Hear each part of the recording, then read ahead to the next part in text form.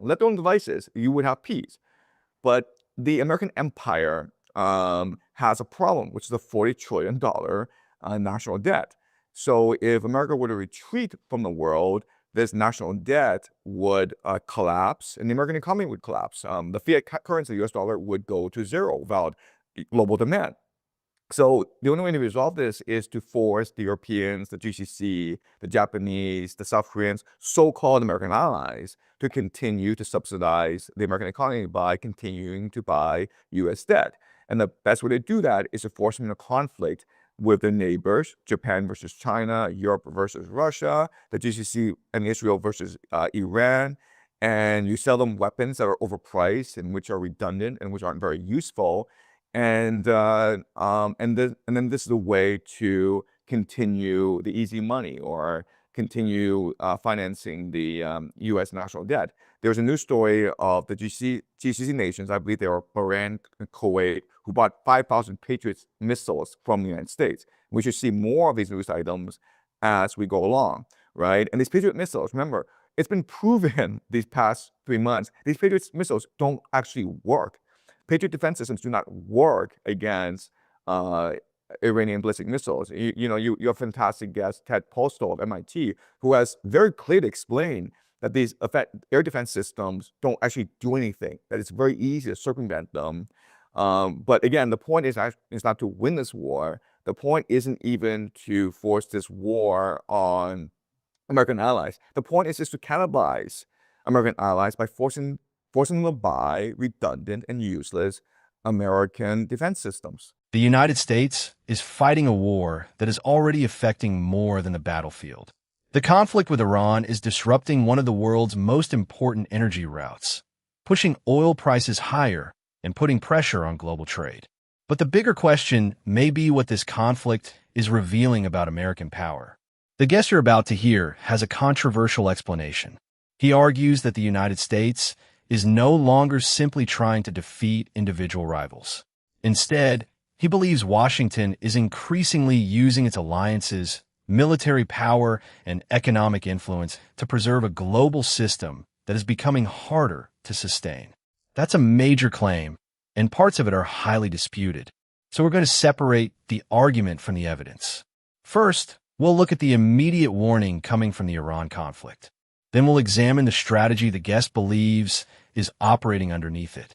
And finally, we'll follow that logic toward Russia, China, and the next potential flashpoints.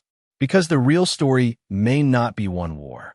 It may be how one conflict connects to an increasingly unstable global system. Then we will become arrogant like every other empire in the past, and we will be torn apart by civil war, civil strife. We will embark on pointless military adventures overseas. We'll expand too fast. We will financialize the economy and bankrupt most of our population, while an elite become corrupt, arrogant, and insular. And that's exactly what happened. So they destroyed Carthage, and the Roman Republic fell maybe 150 years afterwards. And so this is a very similar situation to the United States. There's been reporting that when Donald Trump ordered the attack against Iran, he did not believe the Iranians would close the Strait of Hormuz. He did not believe the Iranians could maintain cohesion. He did not believe that the Iranians would strike GCC energy infrastructure. He didn't believe any of this stuff. In fact, they didn't have a plan B. They didn't have a plan to continue the war for more than 4 weeks. They thought that air bombardment, decapitation would be enough. And this is reporting from the Trump White House. And everyone's like, this makes no sense. They can't possibly be that stupid. They're not that stupid, but they are that arrogant. Remember, it was not just the collapse of the Soviet Union that fed the arrogance of the Americans. It was really the 2003 Iraq War, where in about a couple of weeks, the Americans went in, bombed the crap out of the Iraqi military, and they were able to decapitulate the regime and impose their will. Then you have, in January 3rd of this year, that Delta Force strike on Venezuela, where they were able to very smoothly, with no casualties, kidnap the president, the sovereign head of state, Maduro, and now Maduro is standing trial in New York City.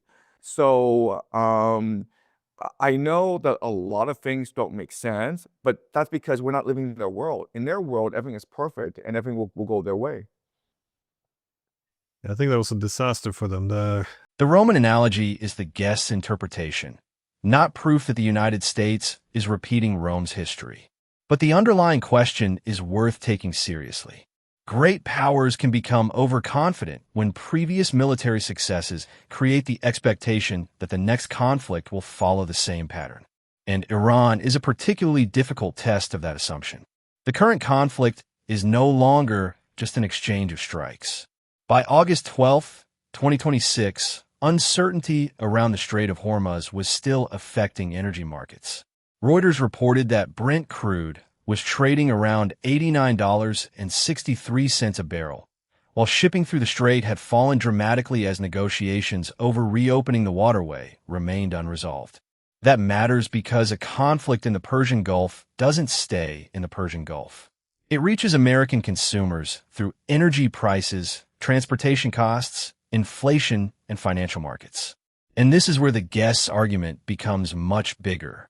He isn't simply saying the United States underestimated Iran. He's arguing that Washington may be trying to preserve its global position through the very alliances and conflicts that are making the system more expensive.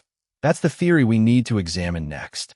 And they wanted America to withdraw its commitments from the world and focus on building up the manufacturing capacity of the United States. And that's one faction. But then you also had another faction that people didn't appreciate, which was the Israel lobby, or the Israel first people. And they still were always around. And and so in this administration, they are represented by people like Peter Hegseth, Michael Walsh, who started out as National Security Advisor, and now he's UN ambassador. And then you have people like Howard Lutnick, Jared Kushner. And people didn't really appreciate the influence of Israel in the Trump administration. And what's interesting is that if you go back to the first term, the presence of the Israel First lobby was always there. So remember, in his first term, even though there was a chaotic foreign policy, Trump declared a trade war against China, and he was trying to withdraw troops from Syria. But one one foreign policy directive that was fairly consistent was a pro-Israel sentiment in the first term, right? So Trump withdrew right away from the JCPOA. He basically destroyed the Iran nuclear treaty. Then he moved the American embassy from Jerusalem to, he moved the American embassy from Tel Aviv to Jerusalem, which is something that Israel has been asking for decades, and no American administration agreed to it because they knew how volatile politically it would be, but Trump did it. Trump promoted the Abraham Accords. Trump also recognized the Golan Heights, Israel's control of the Golan Heights. And the most dramatic thing that Trump did, the most consequential, of course, was he ordered the assassination of General Qasem Soleimani, which is what precipitated this crisis with Iran. So in his first term, he was very much Israel first. And what's interesting is that when he lost power, the people around him who stayed the most loyal, were actually Israel first people. Okay, and these included people like Sheldon and Miriam Adelson. Adelson was Trump's biggest financial backer, both in 2016 and 2020. People like Sean Hannity, who is this Fox TV news host, who is very close with Trump. They speak on the phone every day, I believe. But also he's an ardent Christian Zionist. Okay, so he's not a Israeli, he's not a Jew, but he believes in Zionism. So the Israel First people never gave up on Trump, and I think that when Trump was in exile in Mar-a-Lago during those 4 years, when he was under siege, right? Remember, the FBI raided his Mar-a-Lago house looking for classified documents. There was Democratic lawfare against him. And there were times when he almost seemed on the verge of bankruptcy, right? So he was in his worst days during those 4 years in exile. And that Israel First Lobby continues to support him. And so I think that he feels his loyalty to Israel. And in many ways, I feel that Trump launching this war against Iran is a way to thank Israel's support for the past 8 years, because there's only one country in the Middle East that benefits from any of this, and it's Israel. The United States doesn't benefit. The GCC are really suffering, and because I think that Trump is beholden to Israel for whatever reason, we don't know why he's beholden to Israel, but it's clear that he's beholden to Israel. I think this war can only escalate until it engulfs the entire Middle East. There are two different stories here, and they should not be confused. The first is what we can observe. The second is the guest's explanation for why it is happening. The observable part is serious. As of August 2026, negotiations over the Strait of Hormuz remain unresolved. Iran has said the waterway will stay closed unless Washington accepts conditions, including an end to the war and the release of frozen Iranian assets.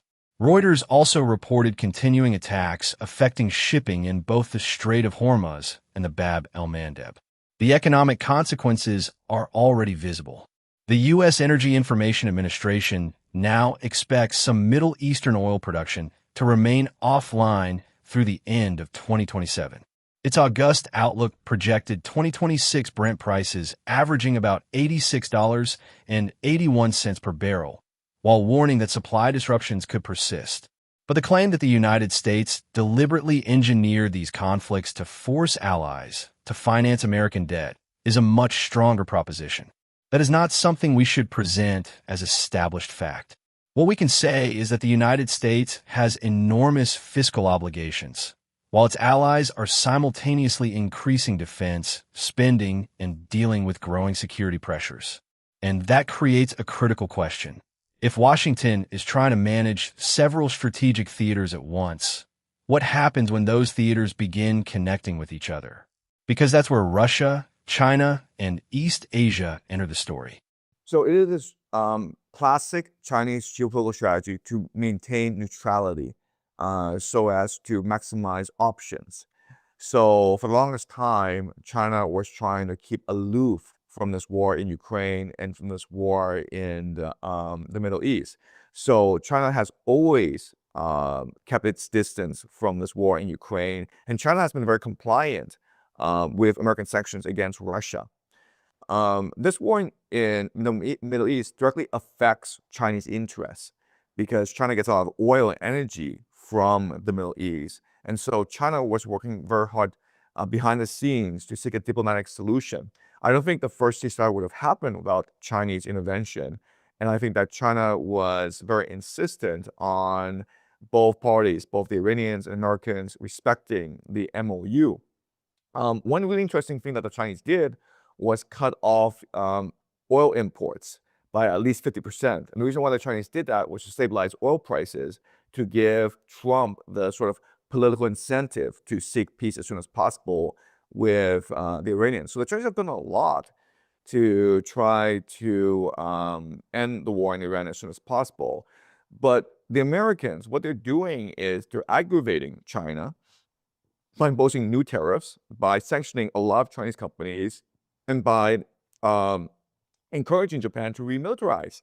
Right now, there's a quad happening in East Asia: Japan, India, the Philippines, and Australia. And we can imagine that the United States is pulling a lot of strings behind the scenes. So even though China wants to seek an accommodation with the United States seems intent on strangling China. And there's many in the United States who sees China as the real threat. So when an empire in decline, it sleepwalks into disaster. So there's absolutely no reason for China to help Iran and Russia, but the United States is giving China a lot of reasons to do so. So we can expect a lot more points of cooperation between Russia and Iran. Something really interesting to look at is the Arctic route, right? So China has something called the Strait of Malacca dilemma, which is to say that most of Chinese trade passes through the Strait of Malacca. And the Strait of Malacca can be easily closed off So for the past few years, China has tried to create an Arctic Silk Road, and that is going very well, but it entails direct cooperation with Russia. What we've heard is a theory about how great power competition works, not a conclusion we should simply accept. Some claims are opinions or allegations, while others can be measured. The Iran conflict is already affecting the global economy. Disruption around the Strait of Hormuz is putting pressure on oil markets, with consequences for American consumers through energy costs, transportation, and inflation. But the bigger issue is what happens when multiple conflicts begin connecting. Iran affects energy markets. Energy affects economies. Economic pressure affects alliances. And alliances shape how countries respond to Russia and China. That doesn't prove the guess prediction of a coordinated geopolitical bloc, but it shows why escalation can become difficult to contain. For the United States, the challenge isn't only winning one conflict. It's managing multiple commitments without creating a chain reaction that makes every new crisis more costly. So the question is simple. Is America expanding its influence or spending too much to maintain it? Let me know what you think in the comments and subscribe for more geopolitical analysis.